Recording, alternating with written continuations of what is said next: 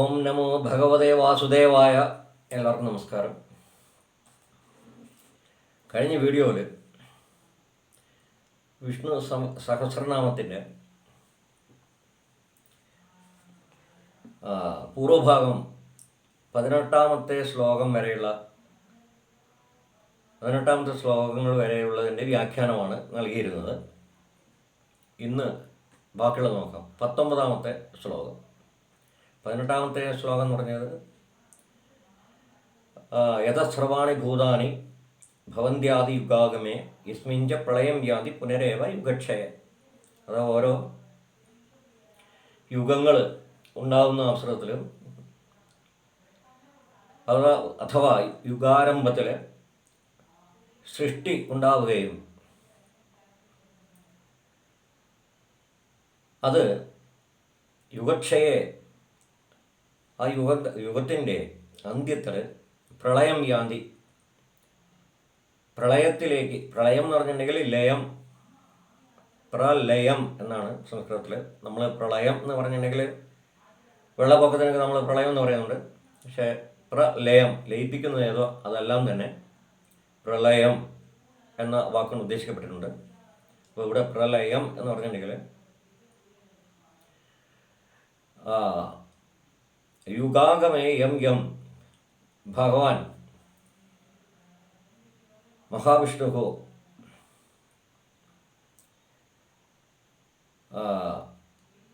സൃഷ്ടവാൻ, ഏതേതൊക്കെ സൃഷ്ടിച്ചു അതൊക്കെ തന്നിലേക്ക് തന്നെ സ്വസ്മിനേവ യുഗാന്തിയെ, യുഗത്തിൻ്റെ അവസാനത്തിൽ വിലയനം കരോതി, തന്നിൽ തന്നെ ലയിപ്പിക്കുന്നതിനാണ് പ്രലയം എന്ന് പറയുന്നത്. അടുത്ത് നോക്കാം. തസ്യ ലോകപ്രധാനസ്യ, അതായത് 19ാമത്തെ ശ്ലോകം. തസ്യ ലോകപ്രധാനസ്യ ജഗന്നാഥസ്യ ഭൂപതേ വിഷ്ണോർനാമ സഹസ്രം മേ ശൃണു പാപഭയാവഹം.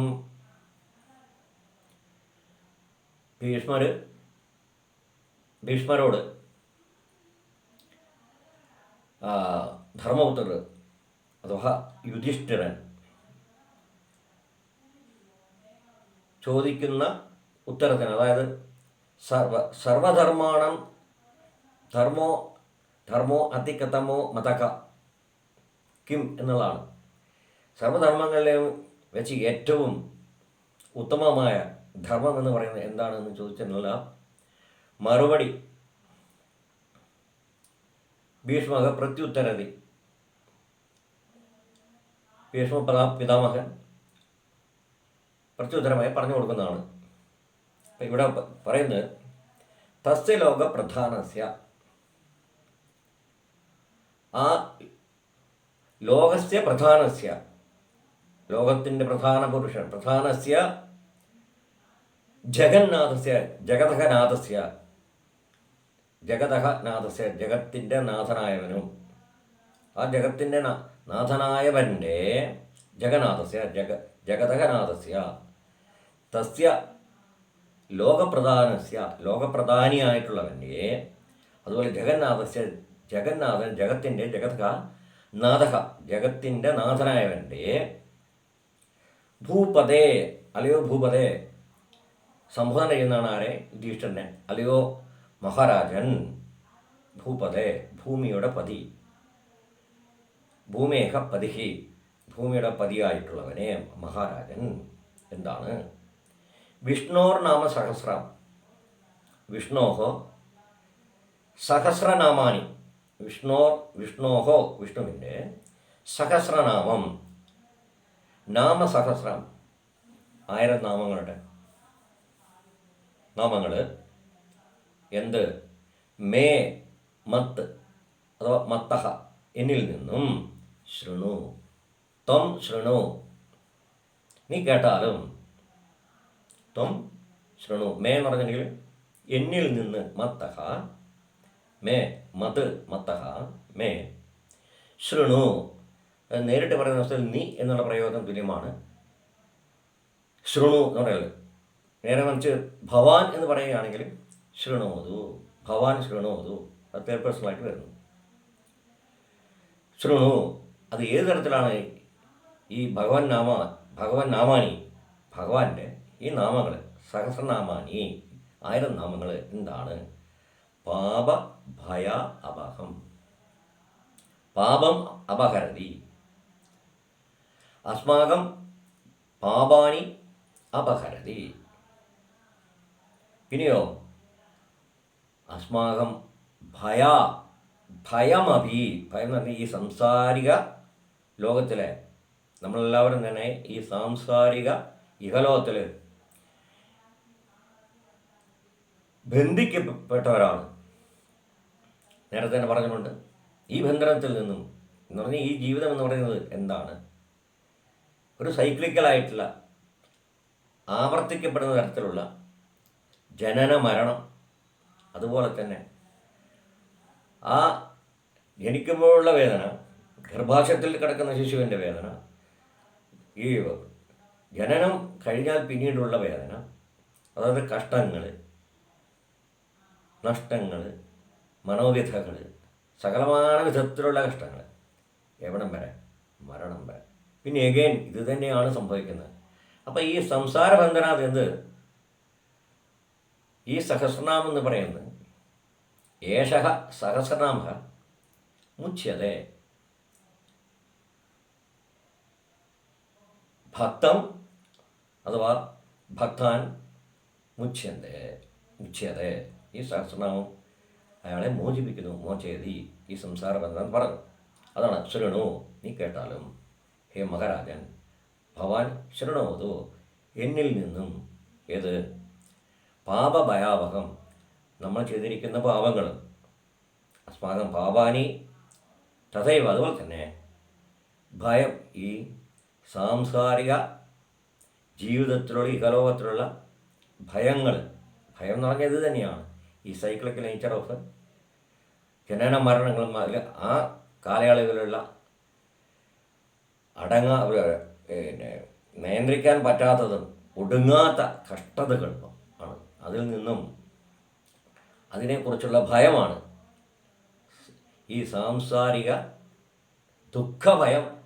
അതിൽ നിന്ന് എന്ത് ചെയ്യുന്നു? നമ്മളെ മുച്യതേ, രക്ഷപ്പെടുത്തുന്നു. അഥവാ ആ ഭയത്തെ, അതുപോലെ പാപങ്ങളെയും ഹരതി, നിവാരയതി, അത് ഇല്ലാതാക്കുന്നതാണ്. അപഹം ഭയ അപഹം, അപഹം എന്ന് പറഞ്ഞിട്ടുണ്ടെങ്കിൽ അപഹരതി എന്നർത്ഥം, ഇല്ലാതാക്കുന്ന അർത്ഥം. ഇനി അതൊന്നുകൂടെ ചൊല്ലാം. തസ്യ ലോകപ്രധാരസ്യ ജഗന്നാഥസ്യ ഭൂപതേ വിഷ്ണോർനാമ സഹസ്രം മേ ശൃണു പാപഭയാവഹം. അടുത്തത് 20ാമത്തെ ശ്ലോകം. യാനി നാമാനി ഗൗണാനി വിഖ്യാതാനി മഹാത്മനഃ ഋഷിഭി പരിഗീതാനി താനി വക്ഷ്യാമി ഭൂതയേ. യാനി നാമാനി, താനി നാമാനി, യാനി നാമാനി, ഏത് നാമങ്ങളോ, യാനി എന്ന് പറഞ്ഞാൽ ഏത് നാമങ്ങളോ, താനി നാമാനി, ആ നാമങ്ങൾ, അതിവിടെ വരുന്നുണ്ട് താനി. യാനി നാമാനി ഗൗണാനി, ഗൗണാനി എന്ന് പറഞ്ഞിട്ടുണ്ടെങ്കിൽ ഗുണങ്ങളെ പ്രകീർത്തിക്കുന്നത്. ഗുണാൻ പ്രകീർത്തിയതേ, ആരുടെ ഗുണങ്ങളെ പ്രകീർത്തിക്കുന്നത്? ഈ സഹസ്രനാമ സ്തോത്രം, സഹസ്രനാമ സ്തോത്രം വിഷ്ണോഹോ ഗുണാൻ പ്രകീർത്തിയതേ, ഗുണാൻ പ്രകീർത്തിയന്തി, ഗുണാൻ പ്രകീർത്തിയന്തി,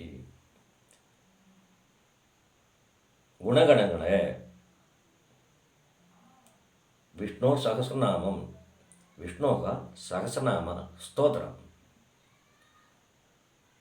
വിഷ്ണോഹ ഗുണാൻ, ഗുണങ്ങളെ പ്രകീർത്തയതി, പ്രകീർത്തിക്കുന്നതാണ്, പ്രശംസതി. അതുപോലെ തന്നെ അതെന്താണ്? വിഖ്യാതാനി, പ്രശസ്തമായുള്ള ഖ്യാതിയുള്ള സഹസ്രനാമം. ഈ സഹസ്രനാമം എന്ന് പറയുന്നത് എന്താണ്? വിഖ്യാതാനി, സഹസ്രനാമാനി വിഖ്യാതാനി, ഈ 1000 നാമങ്ങൾ വിഖ്യാതാനി.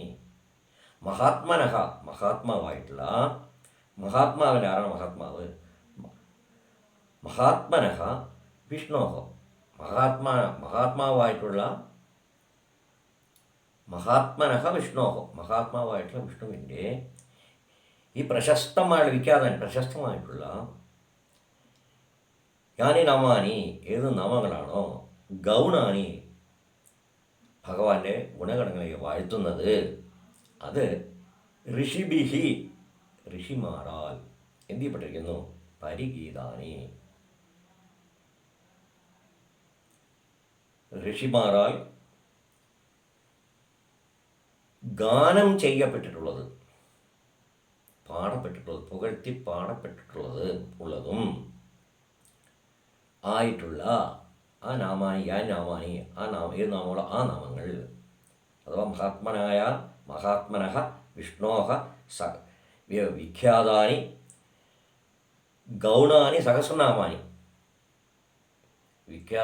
വിഖ്യാതമായിട്ടുള്ള അഥവാ മഹാത്മാവായ മഹാവിഷ്ണുവിൻ്റെ ഗുണങ്ങളെ പ്രകീർത്തിക്കുന്ന വിഖ്യാതാനി, ഈ 1000 നാമങ്ങൾ ഋഷിഭിഹി പരിഗീതാനി, ഋഷിമാരാൽ ഗീതം ചെയ്യപ്പെട്ടിട്ടുള്ളതും ആയ താനി, അവകളെ, ആ നാമങ്ങളെ വക്ഷ്യാമി, ഞാൻ പറഞ്ഞു തരാം. ഹേ യുധിഷ്ഠിര, ഞാനത് നിനക്ക് പറഞ്ഞുതരാം. ശൃണു ത്വം ശൃണു, നീ കേട്ടാലും. വക്ഷ്യാമി ഭൂതയേ, ഭൂതിഹി എന്നുണ്ടെങ്കിൽ സൗഖ്യം, സൗഖ്യാർത്ഥം, സകല ജനങ്ങളുടെയും സൗഖ്യത്തിനായിക്കൊണ്ട്, ഭൂതിഹി സൗഖ്യം, സൗഖ്യത്തിനായിക്കൊണ്ട്. അപ്പോൾ ഭൂതിഹി സൗഖ്യം, ഭൂതയെ സൗഖ്യത്തിനായിക്കൊണ്ട്, ജനാനാം സൗഖ്യാർത്ഥം, ഭൂത്യർത്ഥം, ഭൂതയെ സൗഖ്യാർത്ഥം ഞാൻ നിനക്ക് വക്ഷ്യാമി, പറഞ്ഞു തരാം, പറഞ്ഞു തരുന്നതാണ്. യാനി നാമാനി ഗൗണാനി വിഖ്യാതാനി മഹാത്മനഃ ഋഷിഭിഃ പരിഗീതാനി താനി വക്ഷ്യാമി ഭൂതയെ. ഇനി ഋഷിർനാംനാം സഹസ്രസ്യ വേദവ്യാസോ മഹാമുനിഃ ഛന്ദോനിഷുപ്തഥാ ദേവോ ഭഗവാൻ ദേവകീസുതഃ. ഈ മന്ത്രത്തിൻ്റെ, ഈ സഹസ്രനാമ മന്ത്രസ്യ ഋഷിഹി, ഇതിൻ്റെ ഋഷി എന്ന് പറയുന്നത്, ഋഷി എന്ന് പറഞ്ഞിട്ടുണ്ടെങ്കിൽ ദ്രഷ്ട, ഈ മന്ത്രത്തെ കണ്ടവൻ, അഥവാ മന്ത്രം നേരിട്ട് ലഭിച്ചിട്ടുള്ള വ്യക്തിയാണ് ഇവിടെ ഋഷി. ഈ മന്ത്രങ്ങളൊക്കെ തന്നെ ശ്രുതിയാണ്, വേദങ്ങളെല്ലാം തന്നെ ശ്രുതിയാണ്, അത് നേരിട്ട് കിട്ടുന്നത്. അഥവാ ഇവരെ ധ്യാനം ചെയ്യുന്ന അവസരത്തിൽ ഈശ്വരൻ ഇവർക്ക് ഇത് ധ്യാന സമയത്ത് ഈ മന്ത്രങ്ങളെ തോന്നിപ്പിക്കുന്നതാണ്. അങ്ങനെയാണ് അത് കിട്ടുന്നത്, അല്ലാതെ ഉണ്ടാക്കപ്പെട്ടതൊന്നും അല്ല അത് എന്നാണ് പറയപ്പെടുന്നത്. അപ്പോൾ ഇതിൻ്റെ ഋഷി എന്ന് പറയുന്ന വ്യക്തി, അഥവാ ഋഷിർനാമനം, ഋഷേഹ നാമ, ഋഷിയുടെ നാമം, ഋഷിനാമനം, സഹസ്ര നാമസ്യ, ഈ 1000 നാമങ്ങളുടെ ഋഷി ആരാണ്? വേദവ്യാസോ മഹാമുനി, മഹാമുനി വേദവ്യാസ അസ്തി എന്ന് പറഞ്ഞാൽ ആകുന്നു. ഈ മഹാമന്ത്രത്തിൻ്റെ, ഈ സഹസ്രനാമസ്യ ഋഷി എന്ന് പറഞ്ഞിട്ടുണ്ടെങ്കിൽ മഹാമുനിയായിട്ടുള്ള മഹാമുനിക്ക് വേദവ്യാസോ മഹാമുനി. പിന്നെയുള്ളത് ഇതിൻ്റെ ഛന്ദസ് എന്ന് പറഞ്ഞിട്ടുണ്ടെങ്കിൽ വൃത്തം. എല്ലാ ശ്ലോകങ്ങളും വൃത്തത്തിൽ അധിഷ്ഠിതമാണ്. ഛന്ദസ്, ഛന്ദഹ, അനുഷ്ടുപ്പ് ഒന്നിച്ച് പറഞ്ഞാൽ ഛന്ദാനുഷ്ടുപ്പ്. അനുഷ്ടുപ്പ് വൃത്തത്തിലുള്ളതും ഇതിൻ്റെ ഛന്ദസ് അനുഷ്ടുപ്പും. ഛന്ദസ് ഉണ്ടെങ്കിൽ വൃത്തം. അനുഷ്ടുപ്പ് വൃത്തത്തിൽ വിരചിക്കപ്പെട്ടതും. തഥൈവ അതേപോലെ, തഥാ പ്രകാരം തന്നെ. ദേവോ ദേവഹ, ഇതിൻ്റെ ദേവത ഭഗവാൻ ദേവകി സുതഹ, സുതഹ എന്ന് പറഞ്ഞാൽ പുത്രഹ, ദേവക്യാഹ പുത്രഹ, ദേവകിയുടെ പുത്രൻ എന്ന് പറഞ്ഞാൽ ഇതിൻ്റെ ദേവത ഭഗവാൻ ശ്രീകൃഷ്ണനും ആകുന്നു. അപ്പോൾ ഇതിൻ്റെ ഋഷി വേദവ്യാസ മഹാമുനിയും ഇതിൻ്റെ വൃത്തം ഛന്ദസ് അനുഷ്ടുപ് വൃത്തവും അനുഷ്ടുപ് ഛന്ദ. പിന്നെയോ ഇതിൻ്റെ ദേവത ഭഗവാൻ ശ്രീകൃഷ്ണ അസ്തി, ശ്രീകൃഷ്ണ ആകുന്നു, അഥവാ ദേവകി സുതഹ. ഋഷിർനാംനാം സഹസ്രസ്യ വേദവ്യാസോ മഹാമുനി ഛന്ദോ അനുഷ്ടുപ് തഥാ ദേവോ ഭഗവാൻ ദേവകി സുതഹ. അടുത്തത് അമൃതാംശുദ്ഭവോ ബീജം ശക്തിർദേവകീനന്ദന ത്രിസാമാഹൃദയം തസ്യ ശാന്ത്യർത്ഥേ വിനിയുച്യതേ. അമൃതാംശുദ്ഭവോ ബീജം, അമൃതാംശു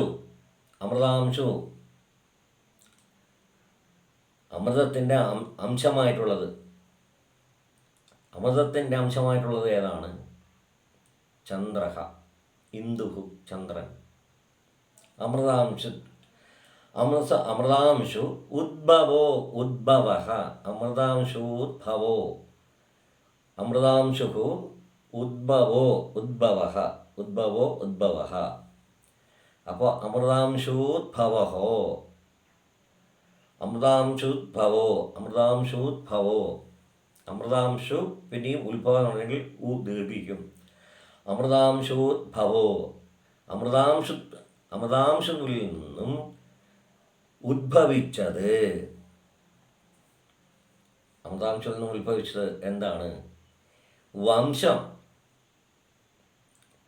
ഉദ്ഭവ, ആരാണ് അമൃതാംശുവിൽ നിന്നും ഉത്ഭവിച്ചത്? ഇവിടെ യദുവംശ രാജാവായ ശ്രീകൃഷ്ണൻ. ശ്രീകൃഷ്ണൻ ചന്ദ്രവംശത്തിൽ ജനിച്ചവനാകുന്നു. ഈ യദുവംശം എന്ന് പറയുന്നത് ചന്ദ്രവംശത്തിൽ ഉണ്ടായ ലീനിയേജാണ്, പരമ്പരയാണ്. അതാണ് ഇവിടെ പറയുന്നത്. അമൃതാംശുദ്ഭവോ, അമൃതാംശോദ്ഭവോ, അമൃതാംശുവിൽ നിന്നും ഉദ്ഭവ, ഉത്ഭവിച്ചവൻ. ആരാണ് ഉത്ഭവിച്ച രാജൻ? ആരാണ്? ഇവിടെ ശ്രീകൃഷ്ണൻ. ചന്ദ്രവംശത്തിൽ വന്ന ശ്രീകൃഷ്ണൻ, ചന്ദ്രവംശത്തിൽ വന്നവനും. അമൃതാംശുദ്ഭവോ, അത് ബീജവും, ഈ മന്ത്രത്തിൻ്റെ ബീജവും.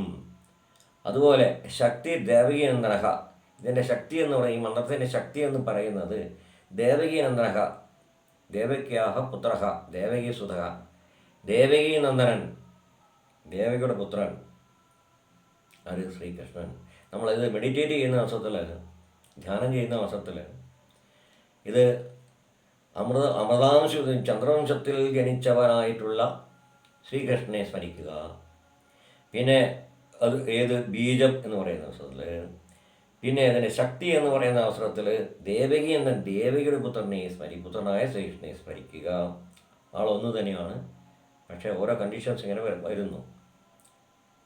ആദ്യം അമൃതാംശുദ്ഭവ, ചന്ദ്രവംശത്തിൽ ജനിച്ചവനായ ശ്രീകൃഷ്ണൻ ബീജവും, ശക്തി ദേവകീപുത്രനുമായ ശ്രീകൃഷ്ണനും.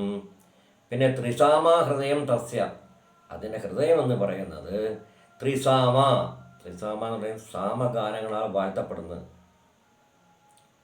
സാമഗാനദ്വാര, സാമഗീതദ്വാര, മന്ത്രദ്വാര യഹ പ്രകീർത്യതേ, ആരാണോ പ്രകീർത്തിപ്പെടുന്നത് അവൻ. അപ്പോൾ സാമഗാനങ്ങളാൽ പ്രകീർത്തിക്കപ്പെടുന്നത് ഇവിടെ ശ്രീകൃഷ്ണൻ അഥവാ മഹാവിഷ്ണു. അപ്പോൾ സാമഗാനങ്ങളാൽ, സമഗീതങ്ങളാൽ പ്രകീർത്തിക്കപ്പെടുന്ന ശ്രീകൃഷ്ണനും. അതാണ് എന്ത്? ഹൃദയവും ഈ മന്ത്രത്തിൻ്റെ ആണ്. പിന്നെ എന്തിനാണ് കിമർത്ഥം ജപ്യതേ, എന്തിനാണ് ജപിക്കുന്നത്? ശാന്തിയർത്ഥേ വിനിയുച്യതേ,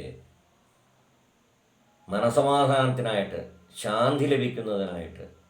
അത് സ്വന്തം ശാന്തിക്കുമാകും, ലോകശാന്തിക്കുമാകാം, സമൂഹ ശാന്തിക്കാവും.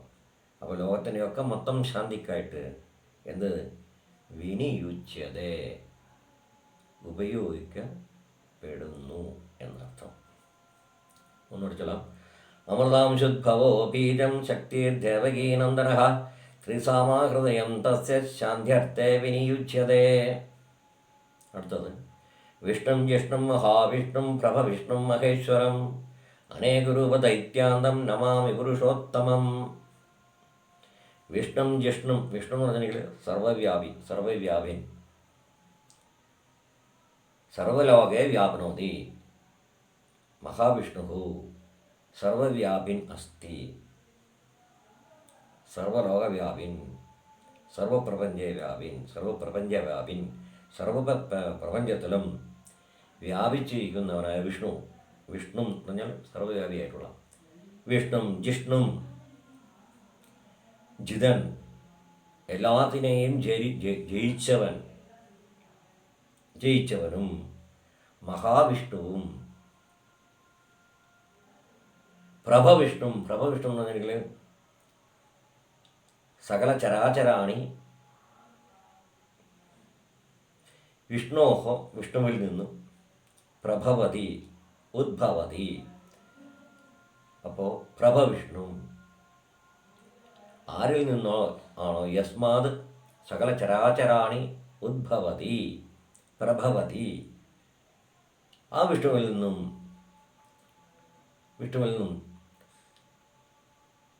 തസ്മാത് വിഷ്ണോഹോ, ആ വിഷ്ണുവിൽ നിന്നും. ഇവിടെ ആ വിഷ്ണുവിനെ തസ്മൈ വിഷ്ണവേ, ആ വിഷ്ണുവിനായിക്കൊണ്ട് എന്ന് പറഞ്ഞാൽ നമാമി, നമസ്കാരം എന്നർത്ഥം അത് വരുന്നുണ്ട്. വിഷ്ണും ജിഷ്ണും മഹാവിഷ്ണും സർവവ്യാപിയും, ജിഷ്ണും സകലനെയും ജയിച്ചവനും, അതുപോലെ തന്നെ മഹാവിഷ്ണുവുമായ പ്രഭവിഷ്ണു സകല ചരാചരങ്ങളുടെയും ഉത്ഭവസ്ഥാനമായിട്ടുള്ളവൻ, യോനിഹി ഉത്ഭവസ്ഥാനമായിട്ടുള്ളവൻ. വിഷ്ണുദേവ സകല ചരാചരാണം യോനിഹി, സകല ചരാചരങ്ങളുടെയും ഉൽപ്പത്തി സ്ഥാനം എന്ന് പറയുന്നത് ഉദ്ഭവസ്ഥാനം മഹാവിഷ്ണു ഏവ. അതുകൊണ്ടാണ് പ്രഭവിഷ്ണു. പ്രഭ എന്ന് പറഞ്ഞാൽ ജ്വലിക്കുന്ന അർത്ഥത്തിൽ അല്ല, അതിന് പ്രഭ എന്നാണ് പറയുന്നത്. ഇത് പ്രഭ എന്ന് പറഞ്ഞാൽ പ്രഭവതി. പ്രഭവിഷ്ണു മഹേശ്വരം, എല്ലാ ഈശ്വരന്മാർക്കും ഈശ്വരനായിട്ടുള്ളവൻ. ഈശ്വരാണാം ഈശ്വര, സകല ഈശ്വരാണാം ഈശ്വര മഹേശ്വര, മഹേശ്വരനായിട്ടുള്ളവനും. പിന്നെയോ അനേകരൂപദൈത്യാന്തം സഹ അനേകരൂപേണ തിഷ്ഠതി, പല രൂപത്തിലായിട്ടും പല ഭാവങ്ങളിലായിട്ടും സകല ചരാചരങ്ങൾ വിളങ്ങുന്നവനുമായ, തേജോ രൂപത്തിൽ വിളങ്ങുന്നവനുമായ, സകല രൂപങ്ങൾ ആയിട്ട് കാണപ്പെടുന്നവൻ. പിന്നെയോ ദൈത്യാന്തം യഹ ദൈത്യസ്യ ദൈത്യാനം അന്തകഃ, ആരാണോ ദൈത്യന്മാരുടെ അന്തകനായിട്ടുള്ളത്. യഹ ദൈത്യാനി നശ്യതി, ദൈത്യന്മാരെ നശിപ്പിക്കുന്നവനും. ദൈത്യാന്തകഃ നമാമി പുരുഷോത്തമം, പുരുഷന്മാരിൽ ഉത്തമനായിട്ടുള്ളവനും ആയ മഹാവിഷ്ണുവിനെ അഹം നമാമി. നമാമി എന്ന് പറഞ്ഞാൽ അഹം, നമാമി എന്ന് പറഞ്ഞാൽ അഹം തന്നെയാണ്. അഹത്തിന് മാത്രമേ നമാമി വരാറുള്ളൂ. ഫസ്റ്റ് പേഴ്സൺ സിംഗുലർ, ഏകവചനം ഉത്തമ പുരുഷൻ. അഹം നമാമി, അത്തരത്തിലുള്ളൊരു മഹാവിഷ്ണുവായിട്ടുണ്ട്. അഹം മമ നമസ്കാരാണി സമർപ്പയാമി, നമാമി, അഹം നമാമി. പുരുഷോത്തമം, പുരുഷന്മാരിൽ ഉത്തമനുമായിട്ടുള്ള ശ്രീ മഹാവിഷ്ണുവിനായിക്കൊണ്ട് മമ നമസ്കാരാൻ അഹം സമർപ്പയാമി, നമാമി. വിഷ്ണും ജിഷ്ണും മഹാവിഷ്ണും പ്രഭവിഷ്ണും മഹേശ്വരം അനേകരൂപദൈത്യാന്തം നമാമി പുരുഷോത്തമം.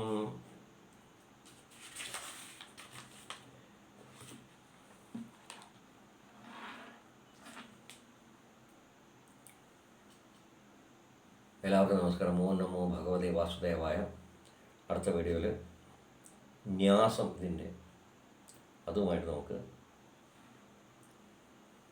വീണ്ടും കാണാം.